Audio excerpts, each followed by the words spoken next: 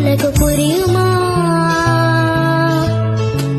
சுபலாலி லாலியே லாலி லாலியே, அபிராமி லாலியே லாலி லாலியே, அபிராமியே தாலாட்டும் சாமியே நான் தானே தெரியுமா?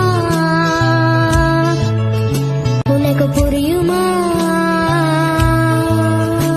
மனிதன் உணர்ந்து கொள்ள இது மனித காவல் அல்ல, அதையும் தாண்டி புனிதமான